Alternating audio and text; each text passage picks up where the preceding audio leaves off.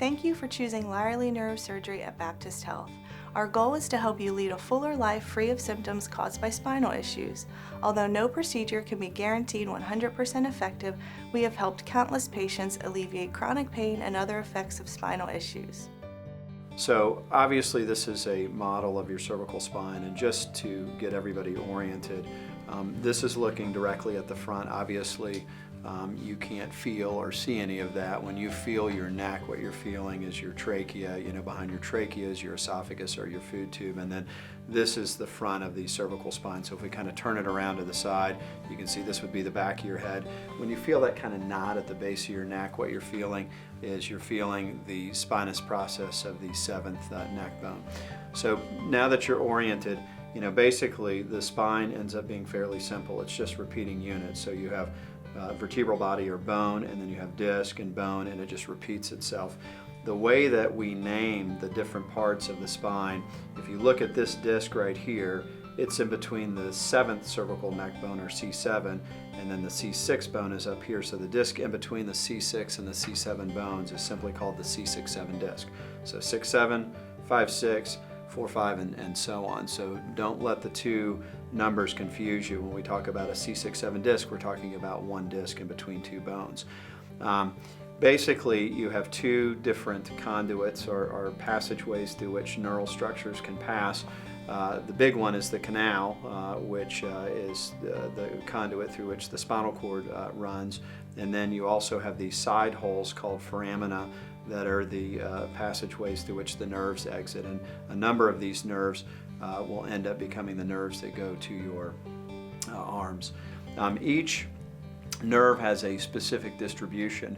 And so if you end up, for example, with a problem at C5-6, and you ended up with nerve impingement on the nerve exiting through the side hole at C5-6, that nerve is referred to as the C6 nerve. And each nerve has a fairly specific distribution that it runs. So what you can have is with C6, for example, you can have pain that classically would go over the biceps into this portion of the forearm called the radial forearm, and then into the thumb is kind of a classic C6. And each nerve has a specific distribution just like that. You also have these joints on the back side of the spine called the facet joints.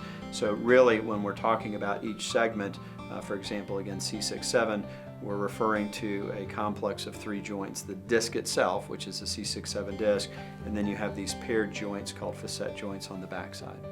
We're going to go over some basic anatomy involving the low back or lumbar spine.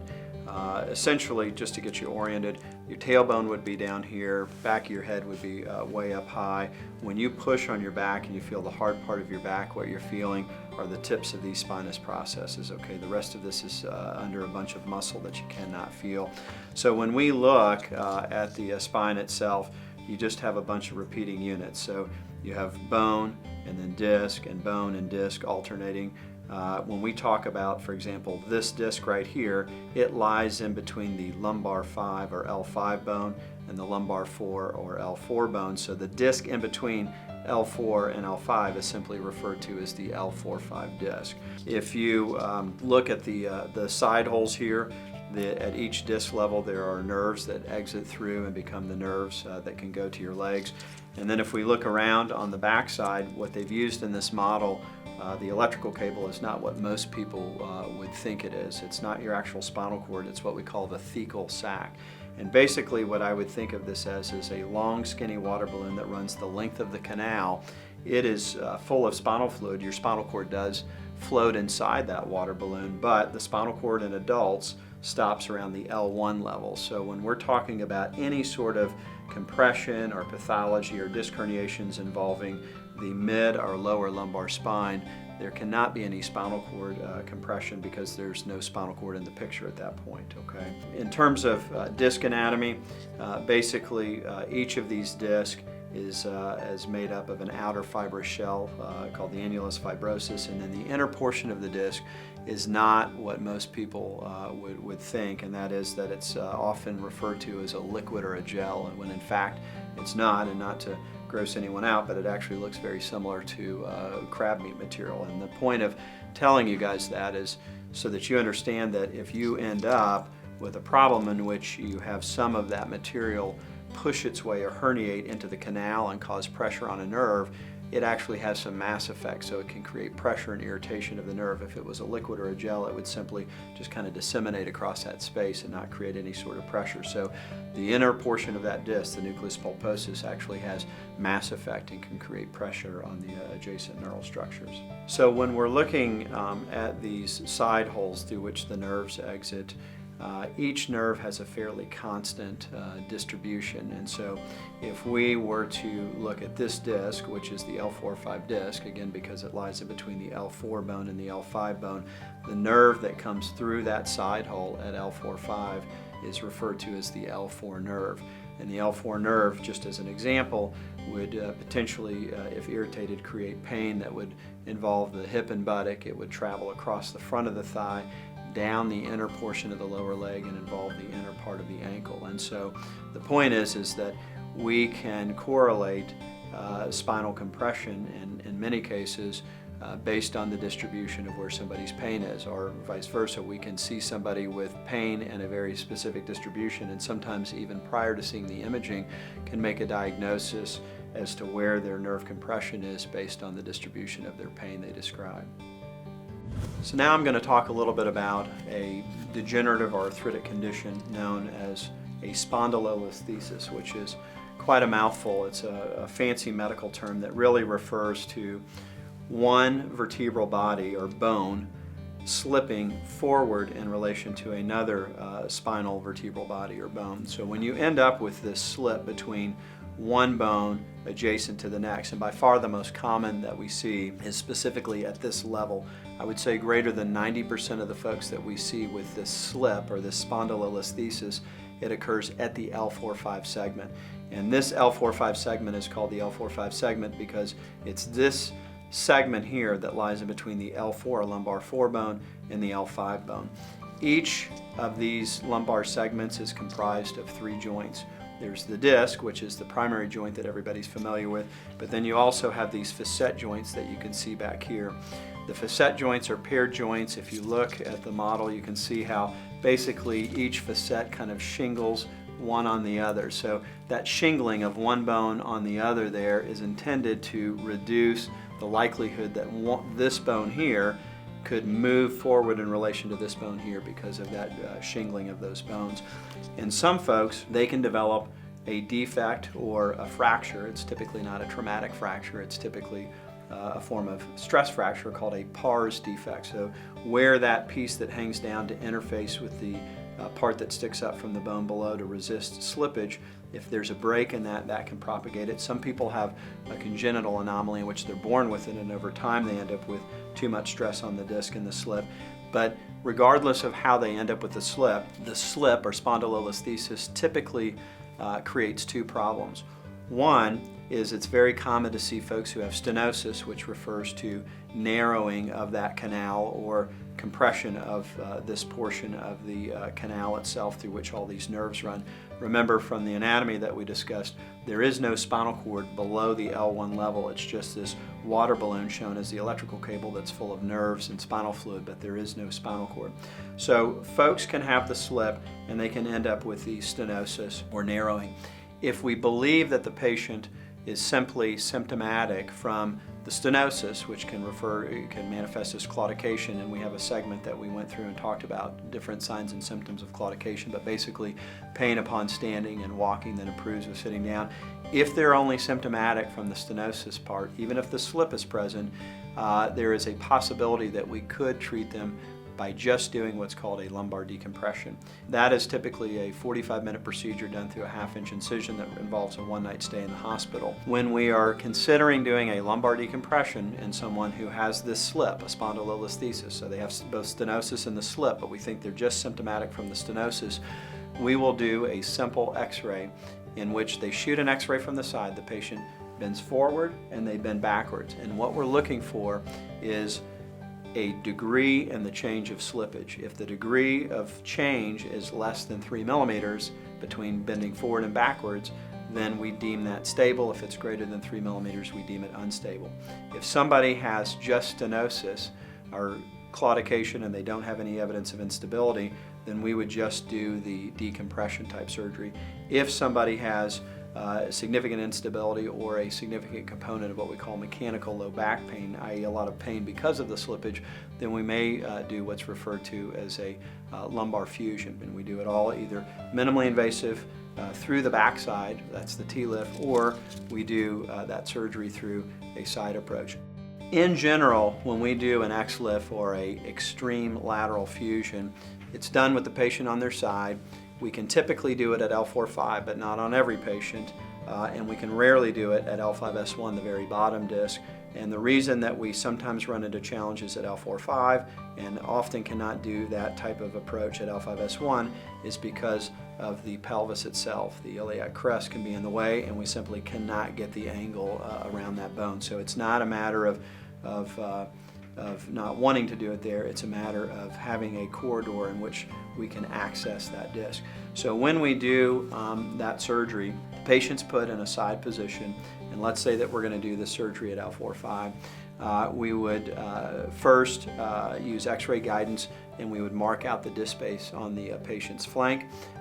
We actually make an incision in the patient's flank, and then we put our scalpel away. So that's the only real cutting that I do for that part of the procedure. And then basically, just using a sterile finger in the operating room, we feel that we're in the correct plane. And where we're going is we're going in a plane called the retroperitoneal plane. It is a plane that is in front of the bulk of the spine musculature, but it's behind the abdominal cavity. So the intent is not to be in your abdomen. And what we do is we start off with basically a dilator. It's not that dissimilar to this pen. So we guide that safely into the retroperitoneal plane.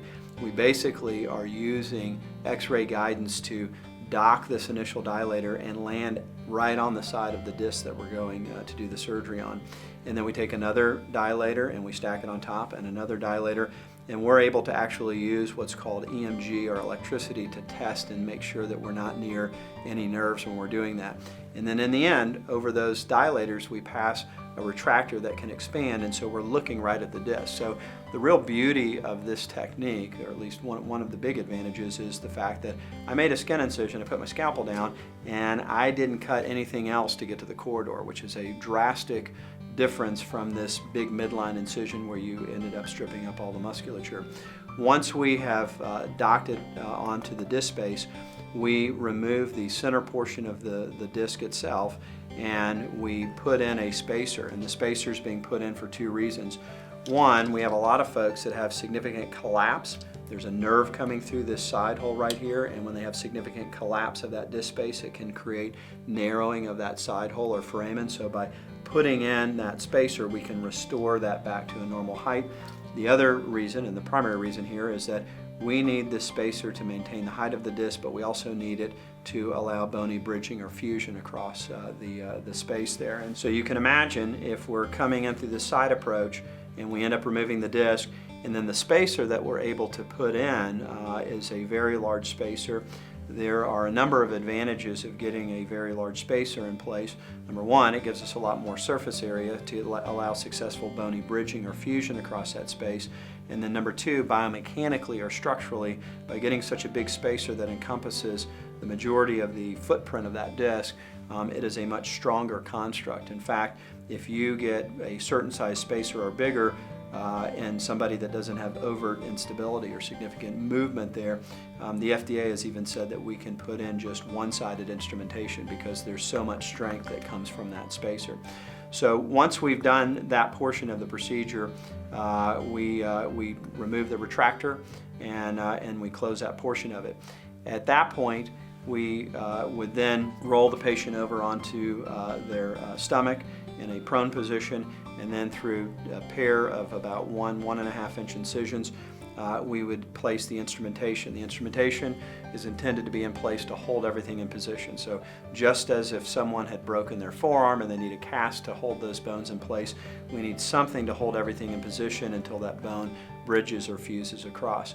And so there are two options. One is that When I'm describing to you the patient's in a prone or face down position, it's the same day of the surgery, it's the same surgical session itself. We just switch positions and set up the field again. But we use a pair of 1-inch incisions using X-ray guidance, what's called biplanar fluoroscopy. We pass a needle down through this portion of the bone, so the needle kind of sits within the vertebral body like this, and then once that needle's in place, we pass a wire, then we pull the needle out, leaving the wire in place.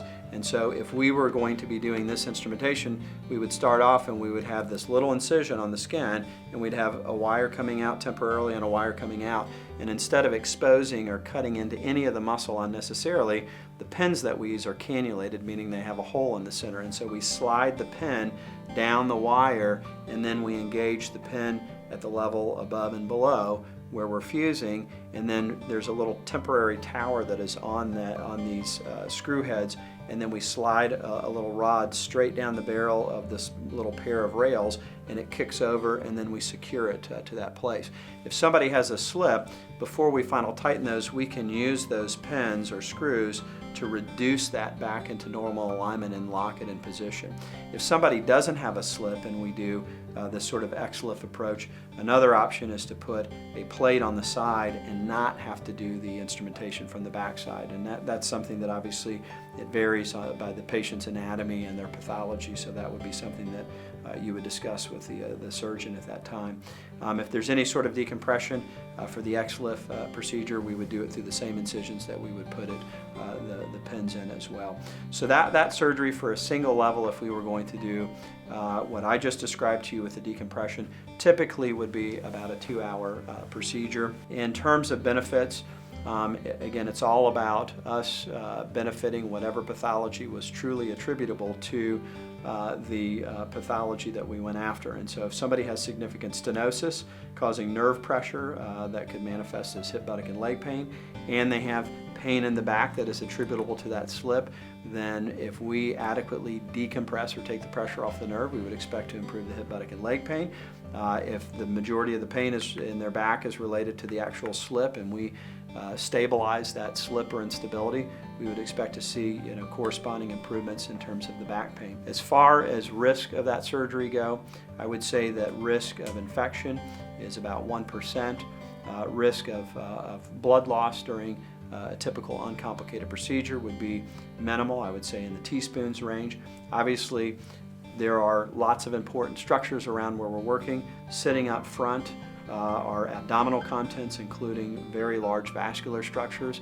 Getting into those vascular structures would be potentially catastrophic. I would say that the risk of that happening is well under 1%, but it can't be 0% or impossible. There are nerves that are near where we're working, but I would say that the likelihood of creating any sort of permanent nerve injury would be less than 1%, but cannot be impossible. One of the most common side effects that we would see in terms of doing this far lateral or XLIF approach is that 22% of the patients who have this surgery would complain of funny feeling that you can't put your finger on in terms of hip and thigh. It could be pain associated with the hip and thigh. It could be numbness. It could be a little bit of weakness in your ability to lift your leg up or flex at the hip. But typically, if folks, those 1 in 5 roughly, that have that sort of phenomenon occur after surgery, typically it is resolved by post-op week 2. It's not 100% of the time, but the overwhelming majority of the folks, those symptoms resolve within 2 weeks after the surgery. So even though it's a fairly high incidence, the majority of those folks, it's usually pretty tolerable, and most folks, if they understand that we understand what it is, they're a lot less anxious about it. As far as recovery is concerned, most of the folks who have this surgery would be in the hospital for 2 days. And the getting them out of the hospital is a very practical decision. We need for the patient to be mobile in a way that makes sense for them to be back at the house, and we need to make sure that their pain is controlled with just oral medications. 90+% of the folks who have this surgery would meet those criteria by post-op day 2, and we would be able to typically get them out of the hospital at that point. We do say that for 6 weeks after surgery that you avoid a lot of bending and lifting. There is not prescribed bed rest after the procedure. In other words, even on the day of surgery, we typically would try and get somebody up and moving. They can sit or move about in a leisurely way as long as they feel like. We just don't want them lifting more than roughly 10 to 15 pounds and doing a lot of repetitive bending or twisting or things that would put a lot of stress on their back. Most of the folks who have a surgery like this, it typically is a 4 to 6 week recovery in the sense that they may not return to work for 4 to 6 weeks. Even though we are taking historically one of the big reasons folks would have pain after a lumbar fusion out of the equation, i.e. the stripping up of all that muscle by doing a midline incision. That part we're minimizing with the exposure. What we do not change though is the fact that at the end result of us going into this inflamed, degenerated joint and manipulating it, there's going to be some pain, and that's where that 4 to 6 week recovery would typically occur from, barring any of that ipsilateral or same-sided thigh pain, weakness, numbness that I just described that occurs in 1 in 5. So that is a description of what is known as an XLIF, or an extreme lateral interbody fusion. Our goal is to help you live a pain-free and fuller life. If you have any questions, our staff is here for you. We will be with you every step of the way. Thank you for allowing us to care for you.